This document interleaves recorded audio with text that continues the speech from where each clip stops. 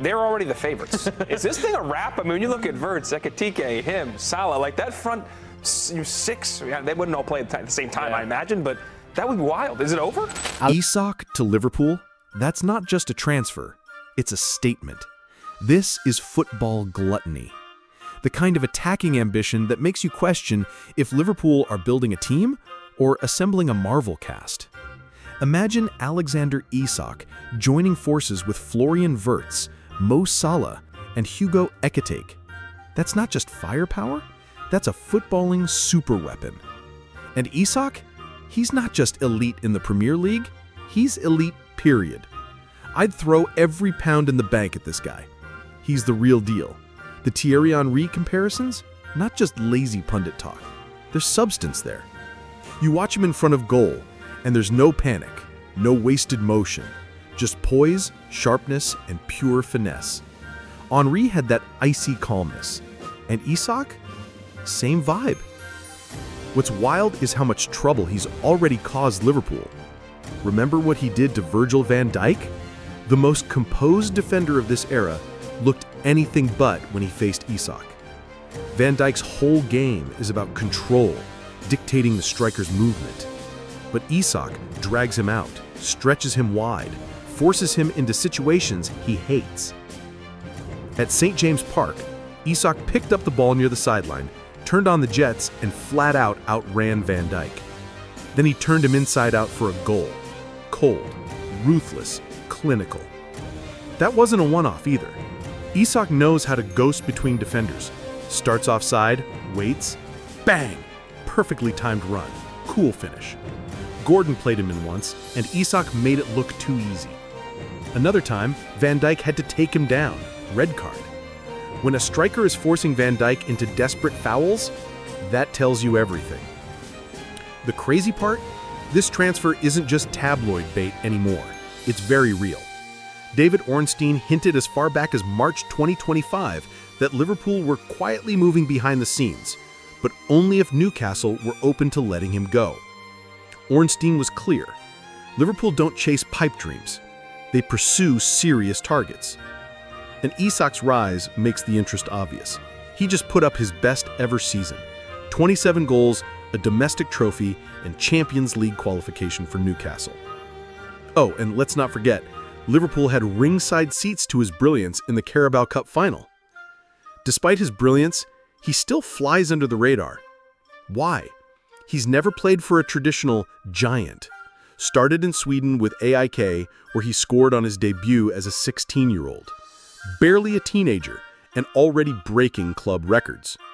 From the jump, he was special. After dominating Sweden, he earned a move to Borussia Dortmund for 9 million euros, a record fee from the Allsvenskan. But things didn't quite click in Germany. He struggled to break into the first team. He won a cup medal, sure, but he barely played. From the next Zlatan to the edge of irrelevance. So he took a detour, a loan to the Eredivisie.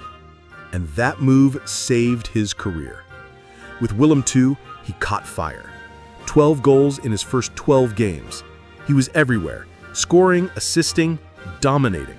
Against Heracles, he had a hand in all 4 goals. Suddenly, Isak wasn't just a forgotten prospect, he was back. Dortmund didn't capitalize, though. They sold him to Real Sociedad. But this time, Isak hit the ground running. Preseason form? Electric. First goals in La Liga? Just the beginning. He put up solid numbers, but it was in the Copa del Rey where he really exploded. 7 goals, 2 assists, including a stunning break and assist against Real Madrid. He led Sociedad to their first major trophy in over 30 years. That run made Europe take notice. Next season, he doubled down. 17 league goals, including a hat trick that made him the first Swede to net 3 in a La Liga game since 1949. That stat alone is wild. Zlatan never did it, Ljungberg never did it, Isak did. Then came the move to Newcastle. It was bold. £63 million for a striker with only 1 great season? Risky. But Newcastle saw the ceiling, and Isak repaid them fast. Scored on his debut, against Liverpool no less. Then another versus Bournemouth. Injury slowed him early, But when he came back, he was flying. Winners, braces, moments of magic. Against Everton, he weaved through defenders like they weren't there and teed up Jacob Murphy. Even Eddie Howe couldn't help but compare him to Henry. The build, the stride, the elegance. He followed that up with a 21-goal Premier League campaign. Bagged a brace in the opener versus Villa. Knocked City out of the EFL Cup with a clinical finish. Even with groin issues forcing him to miss time, whenever he was fit, he was on fire. Goals against Chelsea, Wolves, West Ham. He owned April. He's tall, fast, technical, and cool under pressure. When the pace ramps up, Isak thrives. He said it himself. The Premier League's direct style suits him. And the numbers agree. Now, imagine him at Anfield. It's more than just hype, it's legacy. Liverpool have always had elite strikers, from Ian Rush and Kenny Dalglish to Michael Owen, Torres, and Suarez. Firmino was a genius, the connector, but he wasn't a traditional striker. After him, Liverpool went big on Darwin Núñez. But with Darwin, you never knew what you'd get. Electric one moment, erratic the next. Jota had flashes but couldn't stay fit. Slot tried to get them firing, but Núñez's inconsistency and attitude issues were too much. You can miss chances, Slot accepts that, but he won't accept laziness.